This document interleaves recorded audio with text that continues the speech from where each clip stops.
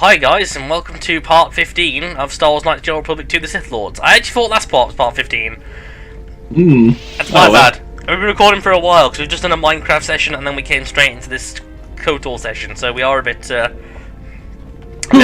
off track, but first thing we're going to do is we're going to go around the Ebon Hawk, and we're going to go and catch up with everyone.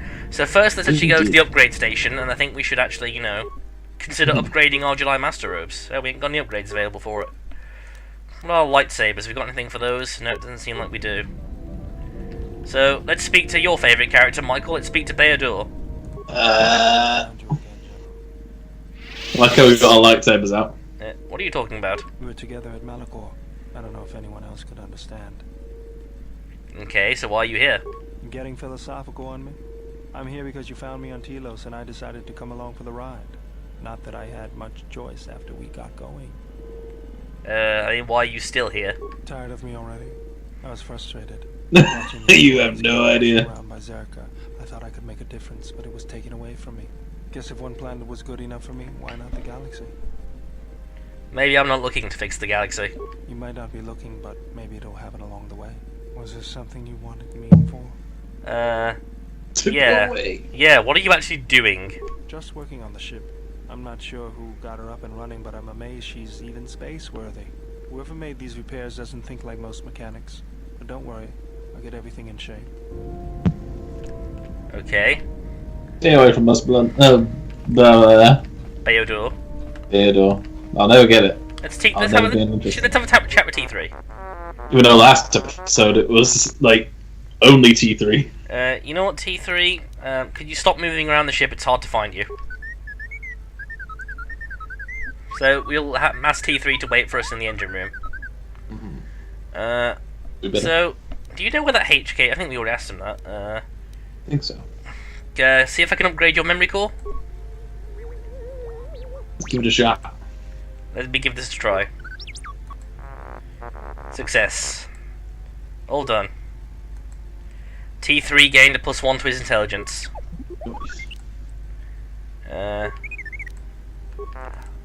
Repair, let's do some maintenance. Okay. I can't repair him yet, but I know what I can do. I can use Force Valor to boost myself. Try it again. Repair. Nope, still failed. Oh well. How did you get here, T3? Why are you avoiding answering my question, T3? Let me check your core. I want to make sure you're alright. I've finished. Are you alright, T3? You got a message for me, eh? T3, you have been with us since Terrace. Without you, we would never have escaped that place. And that's Bastila Shan. She was a companion in the first game, and if you played as the canonical male Darth Revan, she was your romance interest. So Bastila Shan is Revan's wife. And if you've played SWTOR, you'll know Satila Shan, who is the Jedi Grandmaster, and she is Revan and Bastila's descendant. You can see the resemblance. If he finds whatever terrible thing he has seen, then he may not survive. If he doesn't make it back, then I need you to return to the Republic. Find help. If you cannot find me, then seek out other Jedi. The Republic can't lose him, even if he believes he is protecting me. So that's why T3 came to us, because when Revan went missing, his orders from Bastila was to find someone who could help. Jedi. So that's why T3 came to us, basically. That's why we're the protagonists. So that's a friend of yours, T3?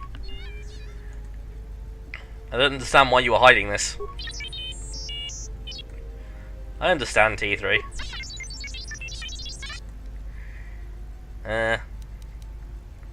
That message doesn't actually tell me where the Ebon Hawk came from, though. So why don't you have that information? It was deleted by who? You deleted it yourself? Okay, T3. It's hard to wage a conversation with beeps and boops. Beepity boop boop. Thanks for your time, T3, I guess. Right, let's go see our newest crew member, the Handmaiden. Oh. Welcome, Exile. Is there something you need? Exile's not my name. I'm Gareth. Yes. Also, you're an exile now. Your stance. There is a calm about you that I did not notice on Telos. What do you mean? There is an energy about you, a lightness in your movements. It is something I have seen in only the most After rubbing off your penis. Ichani weapon masters. Yet it comes to you with ease. Oh my. Don't worry, I'll teach you nudge foo one day. Nudge foo. Beautiful to see. Can I ask you some questions? You may ask. Well, you want some fuck? Do you have a name? Before entering Atris's service, yes, I carried a name, as all the children of the Ichani do. And what was it? It is not important. My title and rank is of consequence, not my name. I take value in Atris's service, not in myself. Wow, you should take value in yourself. We all have value in our oaths to others, and the promises we make. When we make that pledge, we are pledging ourselves to something greater. When importance is placed on the self, then by such acts the galaxy is unmade. Are you But making? it's like how Gareth always looks confused. Are you making a jab at the Jedi Code? Nothing except that which you have interpreted. Do you think I lost myself when I disobeyed the Jedi? I do not know. That is a question you must ask yourself. Wow, what a bitch. She'd be a hoe. I had other questions. Ask. What exactly are you doing? I am training, so that if danger should strike, my body and my reflexes will be prepared. That, and I had forgotten how long hyperspace travel can be. If I do not have something to focus my attention on, I fear my sanity will erode as well. You could always play Pazak with Atten. What do you mean, Pazak? What, again? No, I do not trust him. At cards? That noise was from Battlefront 2, wasn't it? Yeah. Yeah, Yeah, it was. I don't think anyone trusts anyone on this journey. That is untrue. You and the Iridonian trust each other. Or at least the Iridonian trusts you. We heard much of the Iridonian when we served Atris.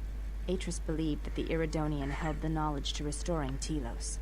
Who, Beodur? He's so boring. Yes. His skill with machines is something beyond which most can aspire to. His shield technology surpasses the designs of even the most skilled of Ichani power architects. I do not realize if you know... It's a shame his personality is like sandpaper. The Iridonian allied himself with no one on the entire world of Telos, yet he will follow you at the risk of his life. His stance, in many ways, mirrors yours. I mind tricked him to follow me and do my bidding. I'm happy you could do that. You will join me. I don't want to talk about the war. I will respect your wishes, and his. Forgive me.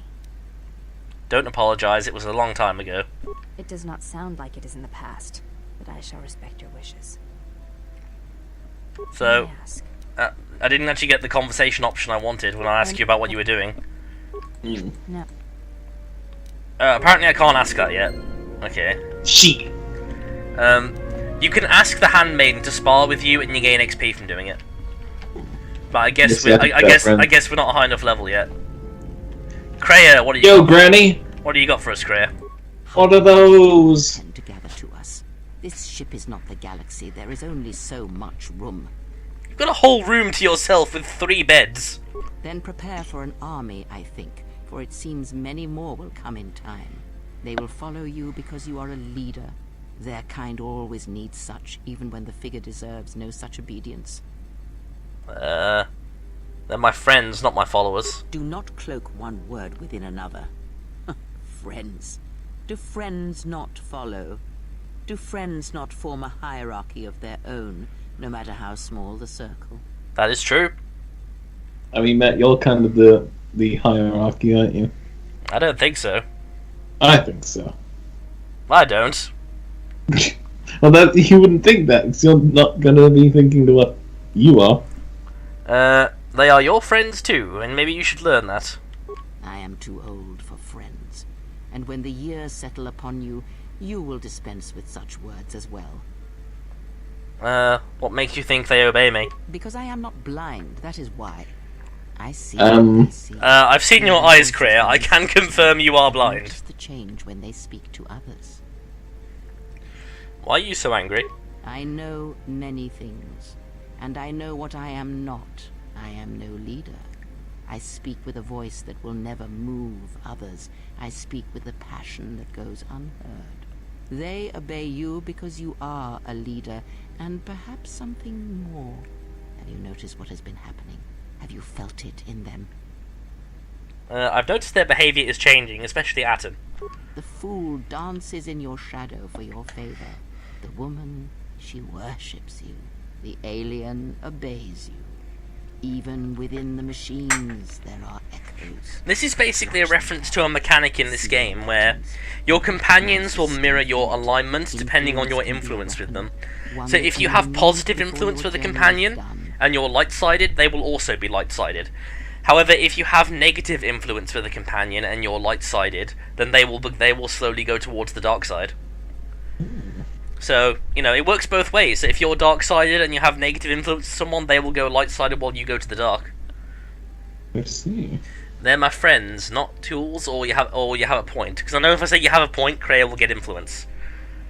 Yeah, might as well say you have a point. You have a point. Good. And then And it's not saying she's right. it is a powerful tool to motivate others. That was Revan's way, I believe. It was a strength. What do you mean? Have you never asked yourself how Revan took the Republic and Jedi beneath him, how he made them his? Because he was a leader? Ah, but to make officers turn on their own people, to bomb innocent worlds, to make pacts. Strong influence, indeed. And where did these Sith teachings come from? And why did Revan embrace them so strongly? So many questions, yet the answers are few. They came from Korriban, I guess? Oh, did they? No. Revan met no Sith empire, yet he learned their teachings. Many have mistaken the soldiers beneath Revan, the machines that were constructed to be the Sith. They are wrong. The Sith is a belief, and what Revan formed was not an empire, but something else. Yet how he did it is curious. And I suspect the answer to that question is tied to another. How was Revan able to corrupt so many so quickly? I've got to say, these conversations with Kreia are like the highlight of being on the Ebon Hawk. She is pretty deep in how she thinks. Not a one. But we shall see where our journey takes us, I think, and see how many answers we come across, yes? I had other questions. Ask, and I will answer. There we go. You don't like the Handmaiden, why? There are countless reasons, and I have neither the time nor the patience to list them all. I trust her. Do you think to turn her from Atris's will? If so, I hope your arrogance will prove true in time. But I will abide her presence. She may have her uses. Why do you say that? Because Atris is a threat.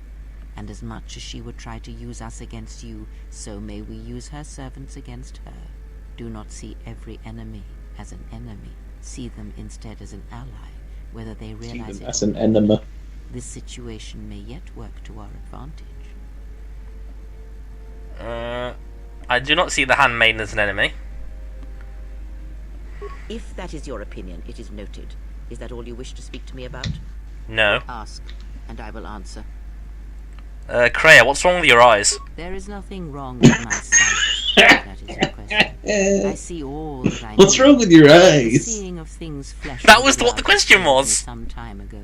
They were What's distractions. wrong with you? There might be a way to heal your sight.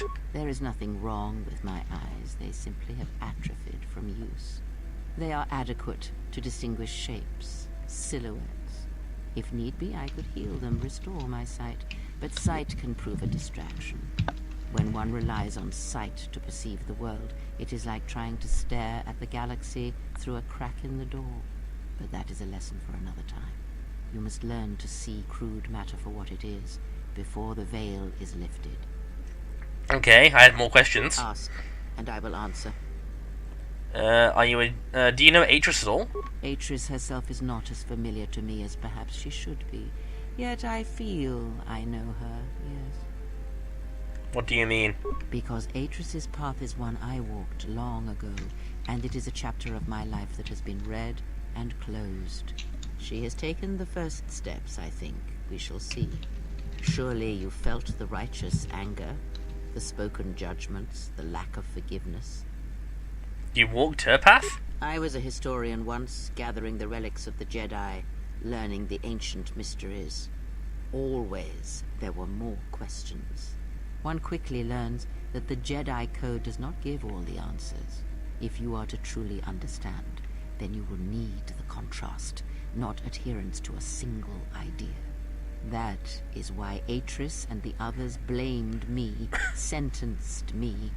They believed me responsible for Revan's fall. You trained Revan?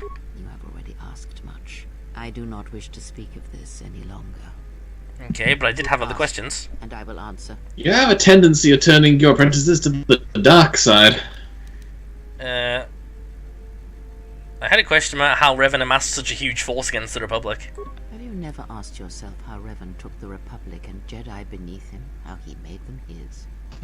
I think I've already asked these questions. Yeah, I recall that conversation. Yep, I've, blah blah blah.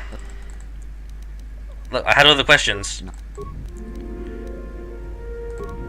Thank you for that, but I had other questions. Give me the answers I seek. Come on. Do you know Revan? This is the new one. Perhaps. I think it is fair to say that few did. Where did Revan come from? Revan had a mother and father, parents, ancestors, like all Jedi do. And when he awakened to his potential, I was there to see it. But where he was born, where he came from, I do not know, any more than I know where he walks now. Some said that Revan was born in the outer regions, beyond the Rim. Is he alive still? To him during the Yeah, Mandalorian because Wars. he's in SWTOR, so of course he's alive. It was the call of home. What else? I didn't know he was in SWTOR. There's a whole expansion about it called Shadow of Revan. Yeah, but I didn't know like what happens in Shadow of Revan. I didn't play it. What else do you know of Revan? I know more, but it may not be enough for the answers you seek. What caused Revan to fall to the dark side? Fall? Ah, already you presume much. You were there at Malachor. Revan's choices were always his own. It was not teaching or circumstance or example, it was him. Then what made him become a Sith Lord? Is that what he was? Or was he always true to himself, no matter what personality he wore? And there is something that the Council may never understand, that perhaps Revan never fell.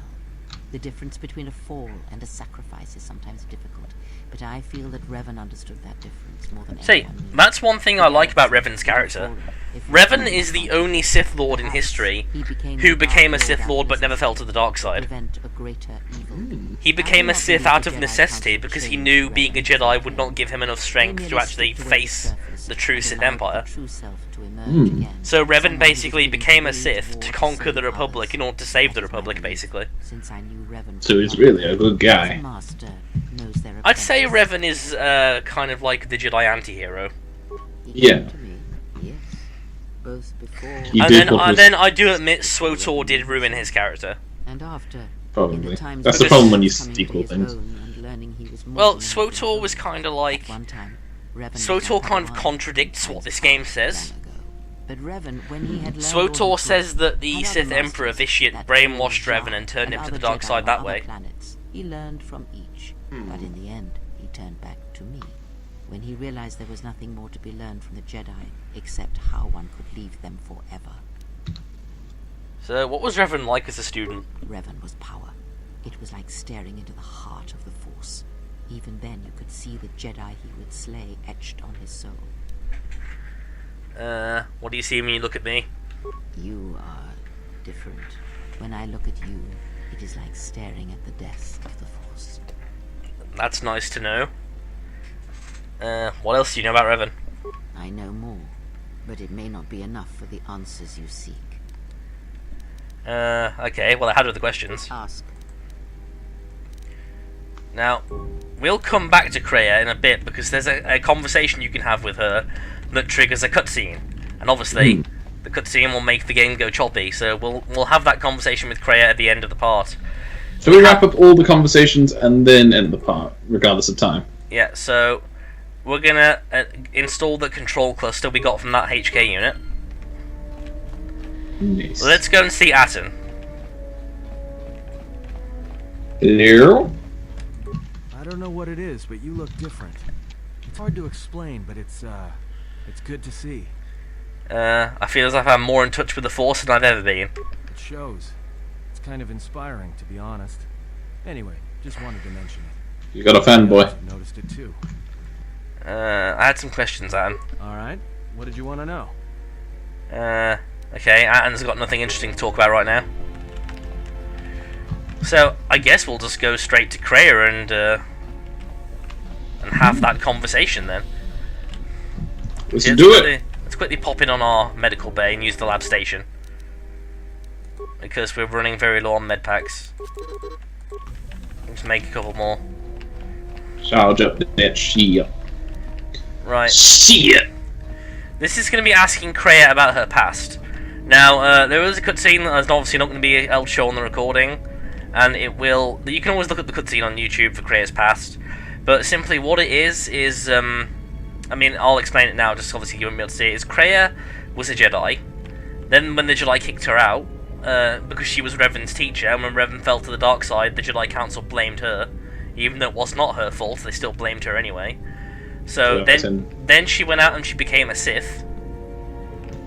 And she trained Darth Sion. And then when Darth Sion betrayed her, she kind of went, you know what, both the Jedi and the Sith are pretty crap, so I'm gonna just do my own thing. Dude.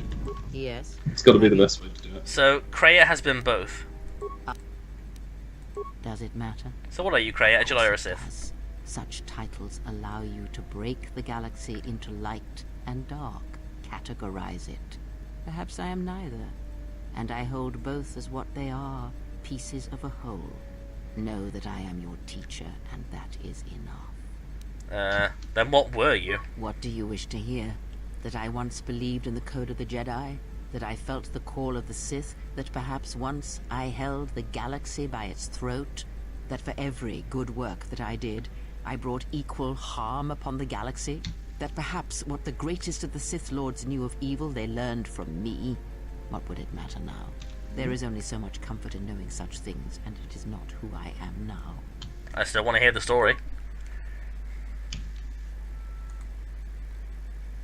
Learn from me, my mistakes, and use that knowledge to become greater than I. That is all I ask of you, and that is all I desire. In you all my hopes rest, for the future, for the Force. I need more than that, Kreia. If it means so much to you, then this I swear to you upon my life, upon our lives, that when your training is complete, I will answer everything. There shall be no more shadows between us, only truth that exists between master and apprentice. Okay. So that gives us 1,000 XP. Yes. And there's also, I noticed, a new question about lightsaber combat. That is something we will leave until we possess a lightsaber and a proper sparring partner. Well, I've got lightsabers. I've got lightsabers, but I don't have a sparring partner yet. I see. So, the last thing we're going to do for this part is we're going to actually quickly fly back to Telos to turn some quests in. Okay. We're not going to do that in this part, but we're going to fly there now, because flying there will trigger a cutscene. Indeed. There we go. So, we're now back on Telos, back on Citadel Station. Nice. Is that where we're wrapping up? Yep, and we're going to wrap this part up here. So when we come back next time, we'll go out and we'll do some cleanup on Citadel Station. So, Indeed. we'll see you guys next time. Have a good one, folks. Goodbye.